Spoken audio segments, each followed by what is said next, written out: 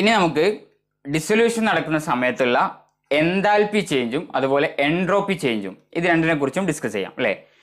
Enthalpy change എന്ന് പറയുമ്പോൾ ഇവിടെ 3 പ്രോസസ്സസ് ആണ് പ്രധാനമായിട്ടും നടക്കുന്നത്. ഡിസൊല്യൂഷൻ നടക്കുന്ന സമയത്ത് 3 സ്റ്റെപ്പായിട്ടാണ് നടക്കുന്നത്. അതായത് ആദ്യം സൊല്യൂട്ട് പാർട്ടിക്കിൾസ് തമ്മിലുള്ള ബോണ്ട് ബ്രേക്ക് ചെയ്യും. ഓക്കെ, ഇപ്പം NaCl ആണെങ്കിൽ Na+ഉം Cl- തമ്മിലുള്ള ബോണ്ട്സ് ബ്രേക്ക് ചെയ്യും. രണ്ടാമതായിട്ട് സോൾവെന്റ് മോളിക്യൂൾസ് തമ്മിലുള്ള ബോണ്ടുകൾ ബ്രേക്ക് ചെയ്യും. ഓക്കെ, സോൾവെന്റ് മോളിക്യൂൾസ് തമ്മിലുള്ള ബോണ്ടുകൾ ബ്രേക്ക് ചെയ്യും. മൂന്നാമത് സൊല്യൂട്ടും സോൾവെന്റും തമ്മിൽ ബോണ്ട് മേക്ക് ചെയ്യും. ഓക്കെ, അപ്പോൾ ആദ്യത്തെ രണ്ട് കേസിലും അതായത് സൊല്യൂട്ട് മോളിക്യൂൾസ് തമ്മിലുള്ള ബോണ്ട്സ് ബ്രേക്ക് ചെയ്യുന്നതിലും അതുപോലെ തന്നെ സോൾവെന്റ് മോളിക്യൂൾസ് തമ്മിലുള്ള ബോണ്ട് ബ്രേക്ക് ചെയ്യുന്നതിലും നമുക്ക് എനർജി ആവശ്യമായിട്ട് വരികയാണ് ചെയ്യുക. അതൊരു എൻഡോതെർമിക് പ്രോസസ്സാണ്. നമ്മൾ ഹീറ്റ് അങ്ങോട്ട് കൊടുത്തിട്ട് വേണം എന്ത് ചെയ്യാൻ, ഇവരെ രണ്ടാളെയും ബ്രേക്ക് ചെയ്യാൻ അല്ലേ. എന്നാൽ മൂന്നാമത്തെ പ്രോസസ്സ്, അതായത് സൊല്യൂട്ട് മോളിക്യൂൾസും സോൾവെന്റ് മോളിക്യൂൾസും തമ്മിൽ ബോണ്ട് ഫോം ചെയ്യുന്ന പ്രോസസ്സ് എക്സോതെർമിക് പ്രോസസ്സാണ്. അവിടെ എനർജി റിലീസ് ചെയ്യാണ് ചെയ്യുക അല്ലേ. അപ്പോൾ ഈ 3 പ്രോസസ്സുകളിലും കൂടി നെറ്റ് ഹീറ്റ്, അതായത് അബ്സോർബ് ചെയ്തിട്ടുള്ളതോ അല്ലെങ്കിൽ റിലീസ് ചെയ്തിട്ടുള്ളതോ ആയിട്ടുള്ള ΔH എത്രയാണോ എന്ന് നോക്കിയിട്ട് അതിനെയാണ് നമ്മൾ എൻതാൽപ്പി ഓഫ് ഡിസൊല്യൂഷൻ എന്ന് പറയുന്നത്. എൻതാൽപ്പി ചേഞ്ച് ഡ്യൂറിങ് ഡിസൊല്യൂഷൻ എന്ന് പറയുന്നത് ഇവരുടെ 3 പേരുടെയും സമ്മാണ്. അതായത് ആദ്യത്തെ 2 കേസിലും നമ്മൾ അങ്ങോട്ട് കൊടുത്തിട്ടുള്ള എനർജി, അതുപോലെ മൂന്നാമത്തെ കേസിൽ റിലീസ് ചെയ്തിട്ടുള്ള എനർജി, ഈ 3 പേരുടെയും സമ്മിന് ഈക്വലാണ് എൻതാൽപ്പി ചേഞ്ച് എന്ന് പറയുന്നത്. അപ്പോൾ അത് സൊല്യൂട്ട്സിൻ്റെ ബോണ്ടിനെയും അതുപോലെ സോൾവെൻസിൻ്റെ ബോണ്ടിനെയും സൊല്യൂട്ടും സോൾവെൻറ്റും തമ്മിൽ മേക്ക് ചെയ്യുന്ന ബോണ്ടിനെയൊക്കെ ഡിപ്പെൻഡ് ചെയ്തിട്ട് വാരി ചെയ്യുന്നതാണ്. ഓക്കെ, മൂന്ന് പ്രോസസ്സാണുള്ളത്. Dissolution can be viewed as occurring in 3 steps അല്ലേ. ഏതൊക്കെയാണ്? Breaking, solute attractions. ആദ്യം നമ്മൾ സൊല്യൂട്ട് മോളിക്യൂൾസ് തമ്മിലുള്ള ബോണ്ട് ബ്രേക്ക് ചെയ്യണം. അവിടെ ഒരു ΔH ഉണ്ടാവും. അതായത് അവിടുത്തെ ΔH എന്ന് പറയുന്നത് >0 ആണ്. നമ്മൾ ഹീറ്റ് കൊടുത്തിട്ടാണ് എന്ത് ചെയ്യുക, സൊല്യൂട്ട് മോളിക്യൂൾസിൻ്റെ ബോണ്ട് ബ്രേക്ക് ചെയ്യുക. രണ്ടാമത്തേത് breaking solvent attraction. Solvent molecules തമ്മിലുള്ള ബോണ്ട് ബ്രേക്ക് ചെയ്യണം. അതിന് നമ്മൾ എന്ത് ചെയ്യണം, എനർജി കൊടുക്കണം. അതുകൊണ്ട് അതും എന്താണ്, ഒരു എൻഡോതെർമിക് പ്രോസസ്സാണ്. ഇനി മൂന്നാമത്തേത് ഫോമിംഗ് സോൾവെന്റ് സൊല്യൂട്ട് അട്രാക്ഷൻസ് അല്ലേ. അവിടെ ബോണ്ട് ഫോർമേഷനാണ് നടക്കുന്നത്. അതുകൊണ്ട് എനർജി റിലീസ് ചെയ്യാണ് ചെയ്യുക. അതൊരു എക്സോതെർമിക് പ്രോസസ്സാണ്. ഈ 3 പ്രോസസ്സുകളിലും നടക്കുന്ന ΔHന്റെ സമ്മായിരിക്കും എൻതാൽപ്പി ഓഫ് ഡിസൊല്യൂഷൻ എന്ന് പറയുന്നത്. ഓക്കെ, ഇനി ഇവിടുത്തെ എൻട്രോപ്പി ചേഞ്ച് എന്തായിരിക്കും? എൻട്രോപ്പി ചേഞ്ച് നമുക്കിപ്പോൾ പ്രധാനമായിട്ടും 3 ലിക്വിഡ്സ് സോൾവെൻ്റ് ആയിട്ടുള്ള കേസിലാണെങ്കിൽ 3 ടൈപ്പ് ഓഫ് സൊല്യൂഷൻ ആണുള്ളത് അല്ലേ. ലിക്വിഡ്സിലാണ് നമ്മൾ സൊല്യൂഷനെ ഡിസോൾവ് ചെയ്യുന്നതെങ്കിൽ അവിടെ 3 ടൈപ്പ് സൊല്യൂഷൻസ് ആണ് ഉണ്ടാവുക. അതായത് സോളിഡ് സൊല്യൂട്ട് ആയിട്ടുള്ള ടൈപ്പ് ഓഫ് സൊല്യൂഷൻസ് അല്ലേ. സൊല്യൂട്ടാണ് ഇവിടെ സൊല്യൂട്ട് എന്താണ്, സോളിഡ് ആണ്. അതുപോലെ സോൾവെന്റ് ലിക്വിഡ് ആണ് അല്ലേ. ഇനി രണ്ടാമത്തെ കേസ് എന്ന് പറയുന്നത് സൊല്യൂട്ട് ലിക്വിഡ് ആയിട്ടുള്ള കേസ് അല്ലേ. ലിക്വിഡ് സൊല്യൂട്ട് ലിക്വിഡ് സോൾവെന്റിൽ ഡിസോൾവ് ചെയ്യുന്ന കേസ്. അതുപോലെ മൂന്നാമത്തേത് ഗ്യാഷ്യസ് സൊല്യൂട്ട് എന്താണ്, ലിക്വിഡ് സോൾവെന്റിൽ ഡിസോൾവ് ചെയ്യുന്ന കേസ്. ഇവിടെ 3ലും ഒരുപോലെയല്ല എൻട്രോപ്പി ചേഞ്ച് ഉണ്ടാവുക. സോളിഡ് ലിക്വിഡിൽ ഡിസോൾവ് ചെയ്യുന്ന പ്രോസസ്സ് ആണെങ്കിൽ സോളിഡ് നമുക്കറിയാം എൻട്രോപ്പി വളരെ കുറവാണ് അല്ലേ. വളരെയധികം തമ്മിൽ അട്രാക്ഷൻസ് ഉണ്ട്, ഫ്രീ ടു മൂവ് അല്ല അവരുടെ കേസിൽ. അതേസമയത്ത് ലിക്വിഡ് ഫേസിലേക്ക് വരുന്ന സമയത്ത് അവർക്ക് ഒരുപാട് ഫ്രീഡം കിട്ടുന്നുണ്ട്.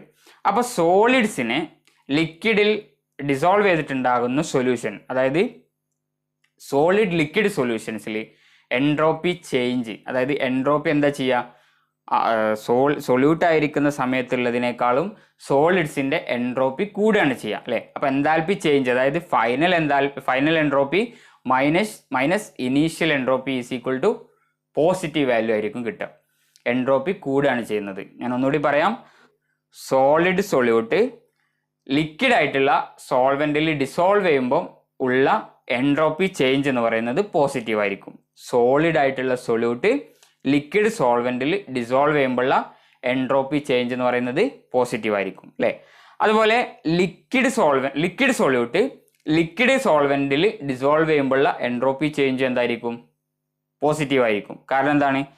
രണ്ട് ലിക്വിഡ്സിൻ്റെയും വോളിയത്തിൽ ഇനി അവർക്ക് ഫ്രീ ആയിട്ട് മൂവ് ചെയ്യാൻ പറ്റും അല്ലേ. ആദ്യം ചെറിയ വോളിയം ഉണ്ടായിരുന്നുള്ളൂ രണ്ട് ലിക്വിഡ്സിനും, എന്നാൽ നമ്മൾ അവരെ സൊല്യൂഷൻ ഉണ്ടാക്കിയ സമയത്ത് ഒരുപാട് വോളിയം ഉണ്ട്, അതിൽ അവരുടെ മോളിക്യൂൾസിനൊക്കെ ഫ്രീ ആയിട്ട് മൂവ് ചെയ്യാൻ പറ്റും. ഫ്രീഡത്തിനാണല്ലോ നമ്മൾ എൻട്രോപ്പി എന്ന് പറയാം. അപ്പോൾ അതുകൊണ്ട് തന്നെ എൻട്രോപ്പി അവിടെയും കൂടും അല്ലേ.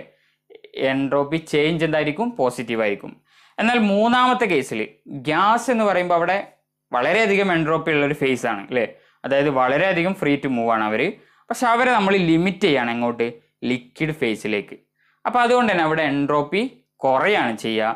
അതുകൊണ്ട് തന്നെ എൻട്രോപ്പി ചേഞ്ച് ഗ്യാഷ്യസ് സൊല്യൂട്ടും അതുപോലെ ലിക്വിഡ് സോൾവെൻറ്റും ആവുന്ന സൊല്യൂഷൻ്റെ കേസിലുള്ള എൻട്രോപ്പി ചേഞ്ച് എന്തായിരിക്കും?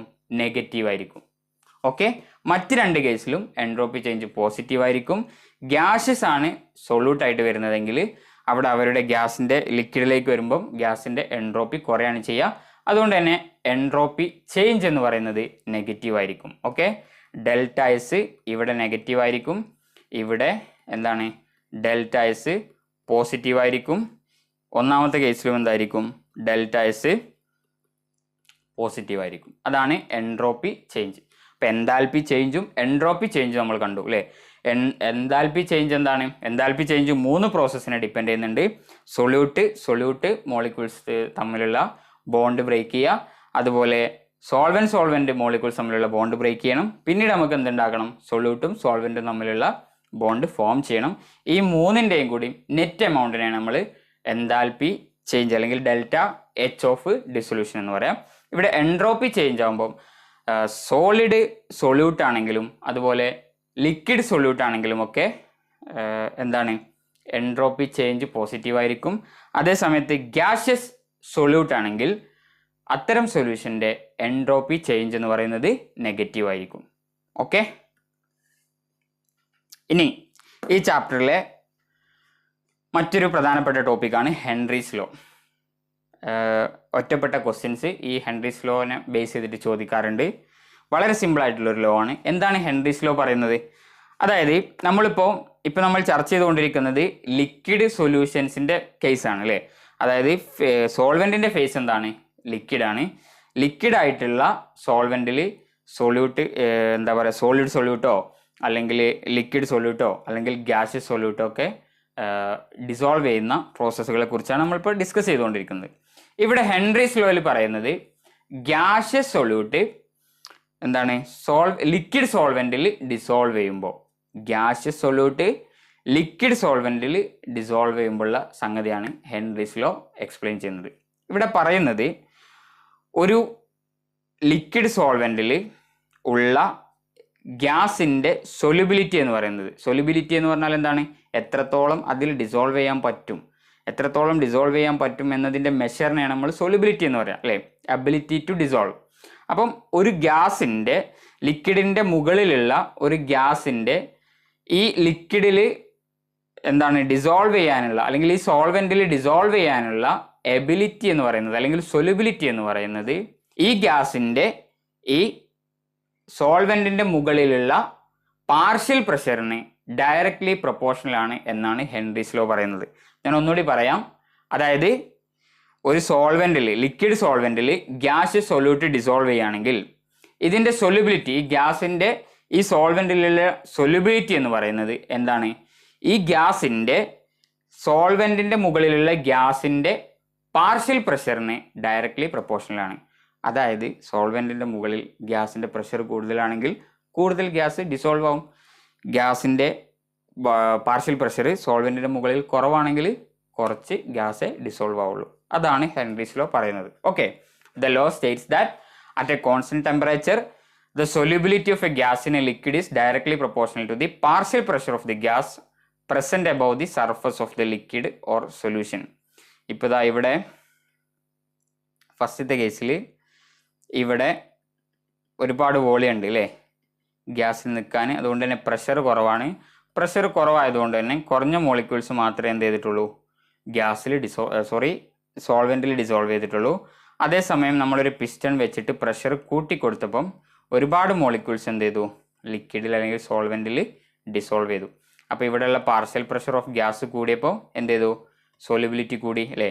ഇവിടെ കുറഞ്ഞ പ്രഷർ ആയിരുന്നു ഉണ്ടായിരുന്നത്, എയിൽ കുറഞ്ഞ പ്രഷർ ആയിരുന്നു ഉണ്ടായിരുന്നത്. അതുകൊണ്ട് തന്നെ കുറച്ച് മോളിക്യൂൾസ്, ഗ്യാസ് മോളിക്യൂൾസ് മാത്രമേ ഡിസോൾവ് ചെയ്തിട്ടുള്ളൂ.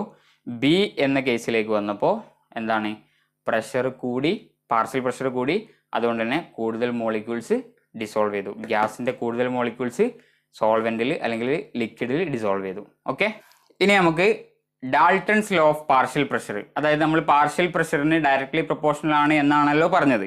അപ്പം എന്താണ് പാർഷ്യൽ പ്രഷർ? പാർഷ്യൽ പ്രഷറിനെ കുറിച്ചുള്ള ഡാൾട്ടന്റെ ലോ നമുക്കൊന്ന് റിവൈസ് ചെയ്യാം.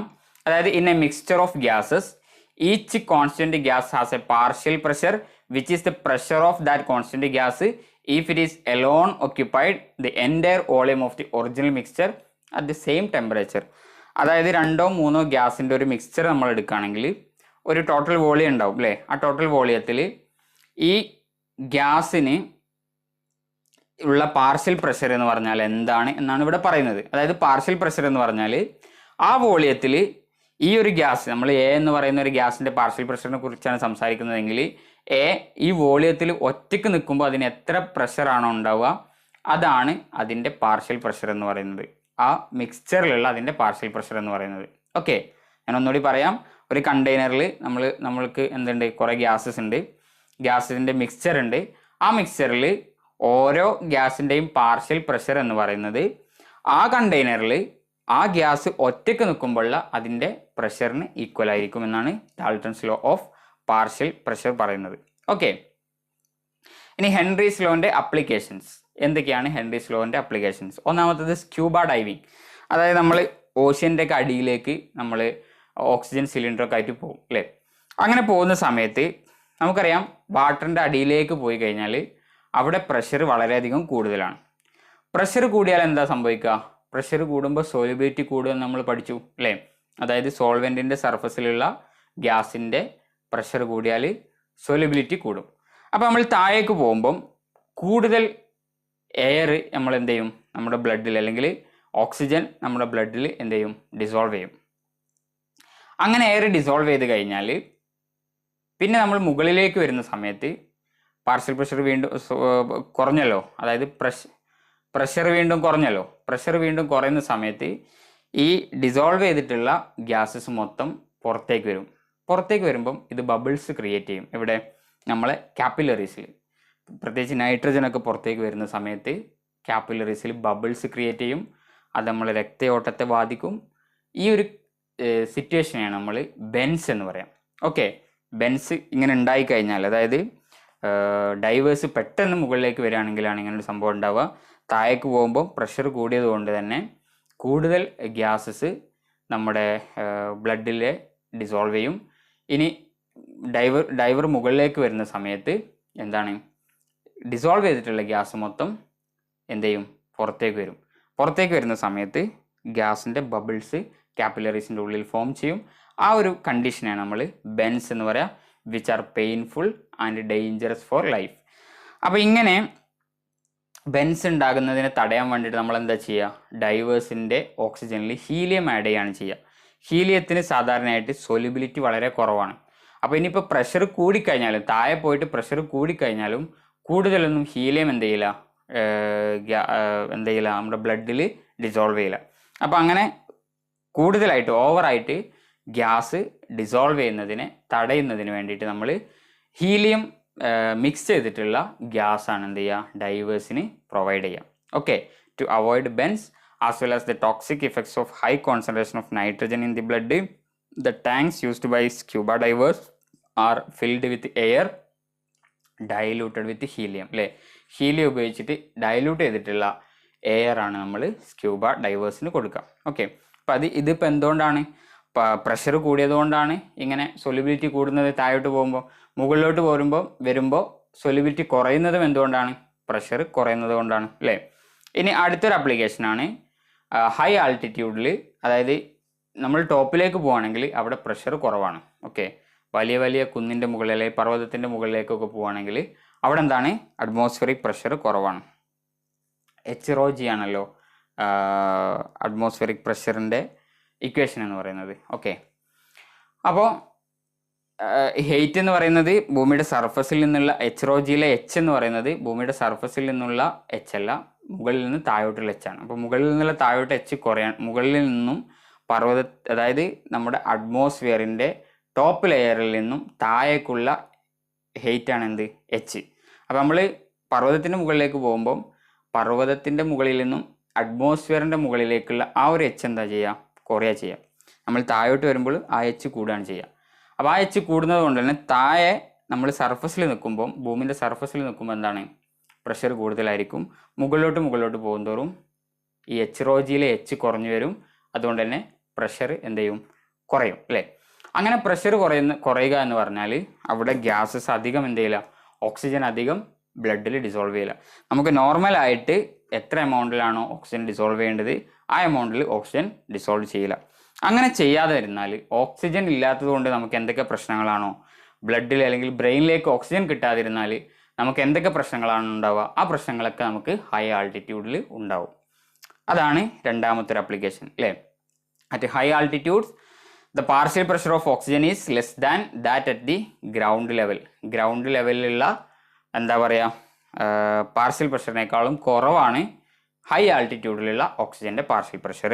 അതുകൊണ്ട് തന്നെ this leads to low concentration of oxygen in the blood.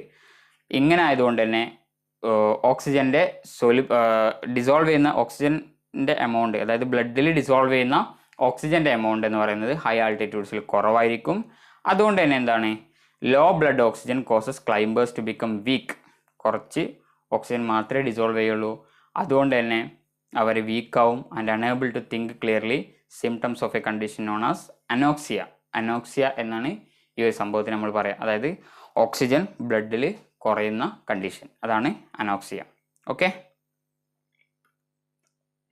ഇനി ഇപ്പം ഇതുവരെ നമ്മൾ പ്രഷറിൻ്റെ എഫക്റ്റ് ആണ് പറഞ്ഞത് അല്ലേ, സോല്യൂബിലിറ്റിയിൽ പ്രഷറിൻ്റെ എഫക്റ്റ് ആണ് പറഞ്ഞത്. ഇനി നമുക്ക് ടെമ്പറേച്ചറിൻ്റെ എഫക്റ്റ് എന്താണെന്ന് നോക്കാം. ടെമ്പറേച്ചറിൻ്റെ ഇഫക്റ്റ്, ടെമ്പറേച്ചർ കൂടുന്തോറും സോല്യൂബിലിറ്റി കുറയാണ് ചെയ്യുക. നമ്മളിവിടെ ഗ്രാഫിൽ ഒരുപാട് ഗ്യാസസിൻ്റെ സോല്യൂബിലിറ്റി കാണിച്ചിട്ടുണ്ട്. ഗ്രാഫ് നോക്കിയാൽ നമുക്ക് മനസ്സിലാവും ടെമ്പറേച്ചർ ഇൻക്രീസ് ചെയ്യുന്നതിനനുസരിച്ച് സോല്യൂബിലിറ്റി എന്താണ് ചെയ്യുന്നത്, ഡിക്രീസ് ചെയ്യാണ് ചെയ്യുന്നത് അല്ലേ. ഇതിൻ്റെ ഒരു എക്സ്പ്ലനേഷൻ നമുക്ക് തെർമോഡൈനാമിക്സിൻ്റെ ഇൻ ടേംസിൽ വേണമെങ്കിൽ കൊടുക്കാൻ പറ്റും. അതായത് delta G equal to H minus T delta S ആണ് അല്ലേ. ഇവിടെ ഗ്യാസ് എന്താണ്, നമ്മൾ നേരത്തെ ഡിസ്കസ് ചെയ്ത പോലെ ഗ്യാസ് ലിക്വിഡിൽ ഡിസോൾവ് ചെയ്യുന്ന പ്രോസസ്സ് ആയതുകൊണ്ട് തന്നെ ഇവിടുത്തെ ഡെൽറ്റ എസ് എന്ന് പറയുന്നത് നെഗറ്റീവാണ് അല്ലേ. എൻട്രോപ്പി ചേഞ്ച് എന്ന് പറയുന്നത് നെഗറ്റീവാണ്. അപ്പോൾ entropy change delta S negative ആണെങ്കിൽ ഈ മൊത്തം ടേം എന്താവും, പോസിറ്റീവ് ആവും. ഓക്കെ, ഈ മൊത്തം ടേം പോസിറ്റീവ് ആവുക എന്ന് പറഞ്ഞാൽ ഡെൽറ്റ ജി എന്താവും, പോസിറ്റീവ് ആവും. അപ്പോൾ ടെമ്പറേച്ചറിൻ്റെ വാല്യൂ കൂടുന്നതിനനുസരിച്ച് ഡെൽറ്റ ജിൻ്റെ വാല്യൂ കൂടുകയാണ് ചെയ്യുക. അല്ലെങ്കിൽ ടെമ്പറേച്ചർ കുറയുന്നതിനനുസരിച്ച് delta G become more negative എന്ന് പറയാൻ പറ്റും അല്ലേ. അപ്പോൾ ഡെൽറ്റ ജി കുറയാണ് വേണ്ടത് നമുക്ക്, അപ്പോഴാണ് എന്ത് ചെയ്യുക, ഈ പ്രോസസ്സ് സ്പോണ്ടേനിയസ് ആവും, പ്രോസസ്സ് നടക്കുക അല്ലേ. അപ്പോൾ അതുകൊണ്ട് തന്നെ ഇവിടെ ടെമ്പറേച്ചർ എത്രത്തോളം കുറയുന്നോ അതിനനുസരിച്ച് സോല്യൂബിലിറ്റി കൂടുകയാണ് ചെയ്യുക. അതാണ് ടെമ്പറേച്ചറും സോല്യൂബിലിറ്റിയും തമ്മിലുള്ള റിലേഷൻഷിപ്പ്. ഓക്കെ, കുറച്ച് എക്സാമ്പിൾസ് നോക്കിയിട്ട് നമുക്ക് ഇന്നത്തെ ക്ലാസ് വൈൻഡപ്പ് ചെയ്യാം. The value of Henry's constant KH greater for gases with a higher solubility, greater for gases with a lower solubility, constant for all gases. അപ്പോൾ സൊല്യൂബിലിറ്റിയും അതുപോലെ തന്നെ ഹെൻറീസ് ലോ കോൺസ്റ്റന്റ് തമ്മിലുള്ള റിലേഷൻഷിപ്പാണ് ചോദിക്കുന്നത്. അതായത് നമുക്കറിയാം P equal to KH into X അല്ലെങ്കിൽ കൈ ആണ് നമ്മുടെ കയ്യിലുള്ള ഇക്വേഷൻ അല്ലേ. അപ്പോൾ ഇവിടെ KH കൂടിയാൽ എക്സ് എന്താ ചെയ്യുക, അല്ലെങ്കിൽ സൊല്യൂബിലിറ്റി എന്താ ചെയ്യുക എന്നാണ് ചോദിച്ചിട്ടുള്ളത് അല്ലേ. ഓക്കെ, KH കൂടിയാൽ എന്താ ചെയ്യുക, P കോൺസ്റ്റൻ്റ് ആണെങ്കിൽ KH കൂടിയാൽ എക്സ് കുറയാണ് ചെയ്യുക അല്ലേ. അപ്പോൾ ലോവർ സൊല്യൂബിലിറ്റി ഉള്ള ഗ്യാസസിനായിരിക്കും എന്ത്, ഹെൻറീസ് ലോ കോൺസ്റ്റന്റ് കൂടുതലായിട്ടുണ്ടാവുക അല്ലേ. Greater for gases with lower solubility, B ആണ് കറക്റ്റ് ഓപ്ഷൻ. റെഡി. ഇനി low concentration of oxygen in the blood and tissues of people living at high altitude is due to. എന്തുകൊണ്ടാണ് ബ്ലഡിൽ low amount of oxygen? എന്തുകൊണ്ടാണ്? Atmospheric pressure കുറവായതുകൊണ്ടാണ് അല്ലേ. Atmospheric pressure കുറവാകുമ്പോൾ ഓക്സിജൻ്റെ partial pressure കുറയും. ഓക്സിജൻ്റെ partial pressure കുറയുമ്പോൾ എന്താണ്? ഓക്സിജൻ്റെ പാർഷ്യൽ പ്രഷർ കുറയുമ്പോൾ ഡിസോൾവ് ചെയ്യുന്ന ഓക്സിജൻ്റെ ബ്ലഡിൽ ഡിസോൾവ് ചെയ്യുന്ന ഓക്സിജൻ്റെ എമൗണ്ടും കുറയും. റെഡി? ഇനി അടുത്തൊരു question. Henry's law constant for dissolution of methane in benzene at 298 Kelvin is 2 × 10⁵ mm of Hg. Solubility of CH4 in benzene at 298 K under 760 mm of Hg is. അതായത് നമ്മളോട് ചോദിച്ചിട്ടുള്ളത് സൊല്യൂബിലിറ്റി എക്സ് ആണ് നമ്മളോട് ചോദിച്ചിട്ടുള്ളത്. നമുക്ക് തന്നിട്ടുള്ളത് എന്തൊക്കെയാണ്? ഹെൻറീസ് ലോ കോൺസ്റ്റന്റ് KH തന്നിട്ടുണ്ട് അല്ലേ. എത്രയാണ്? 2 × 10⁵ mm Hg. ഓക്കെ. പിന്നെന്താണ് തന്നിട്ടുള്ളത്? Under 760 mm of Hg. അതായത് പ്രഷർ തന്നിട്ടുണ്ട്, പി തന്നിട്ടുണ്ട് 760 ആണ് അല്ലേ. അങ്ങനെയാണെങ്കിൽ എക്സ് എത്രയാണെന്നാണ് ചോദിച്ചിട്ടുള്ളത്. നമ്മുടെ കയ്യിലുള്ള equation P equal to KH × X ആണ് അല്ലേ. അപ്പോൾ എക്സ് ഈക്വൽ ടു P/KH അല്ലേ. പി എത്രയാണ്? 760. KH എത്രയാണ്? KH 2 × 10⁵ ആണ് അല്ലേ. അപ്പോൾ നമ്മൾ ചെയ്താൽ 760 / 2 ചെയ്താൽ 38, 380 കിട്ടും അല്ലേ. 380 × 10⁻⁻5 എന്ന് കിട്ടും. ഈക്വൽ ടു 3.8 × 10⁻³ എന്ന് കിട്ടും. ഇതാണ് എന്ത്? സൊല്യൂബിലിറ്റി അല്ലേ. Solubility of CH4. Option B ആണ് കറക്റ്റ് ആൻസർ. റെഡി? അടുത്ത question. Which of the following gas will have most solubility in water? താഴെ തന്നിരിക്കുന്ന ഗ്യാസസിൽ ഏതിനാണ് വാട്ടറിൽ ഏറ്റവും കൂടുതൽ സൊല്യൂബിലിറ്റി ഉണ്ടാവുക എന്നാണ് ക്വസ്റ്റ്യൻ ചോദിച്ചിട്ടുള്ളത്. നമുക്കറിയാം, നമ്മൾ ഡിസൊല്യൂഷനെ കുറിച്ച് എക്സ്പ്ലെയിൻ ചെയ്തപ്പോൾ പറഞ്ഞിരുന്നു, പോളാർ ആയിട്ടുള്ള സൊല്യൂട്ട്സ് പോളാർ സോൾവെൻസിലാണ് ഡിസോൾവ് ചെയ്യുക അല്ലേ. പോളാർ സോൾവെൻസിലാണ് ഡിസോൾവ് ചെയ്യുക. ഇവിടെ വാട്ടറിൻ്റെ കേസാണ് ചോദിച്ചിട്ടുള്ളത്. വാട്ടർ എന്താണ്? പോളാറാണ് അല്ലേ. ഇതിലേതാണ് പോളാർ? NH3 ആണോ അല്ലെങ്കിൽ H2 ആണോ? Helium, oxygen. ഓക്സിജൻ നോൺ പോളാറാണ് അല്ലേ. H2 non പോളാറാണ്. അതുപോലെ ഹീലിയവും നോൺ പോളാറാണ്. NH3 ആണ് ഇവിടെ പോളാറായിട്ടുള്ള മോളിക്യൂൾ എന്ന് പറയുന്നത്. അതുകൊണ്ട് തന്നെ NH3ൻ്റെ സൊല്യൂബിലിറ്റി കൂടുതലായിരിക്കും. ഓക്കെ, ഇത്രയുമാണ് ഇന്ന് നമുക്ക് ഡിസ്കസ് ചെയ്യാനുള്ളത്. ബാക്കി റൗൾസ് ലോയും അതുപോലെ കോൺസെൻട്രേഷൻ ടേംസും ഒക്കെ നമുക്ക് അടുത്ത ക്ലാസ്സിൽ ഡിസ്കസ് ചെയ്യാം. Okay, thank you.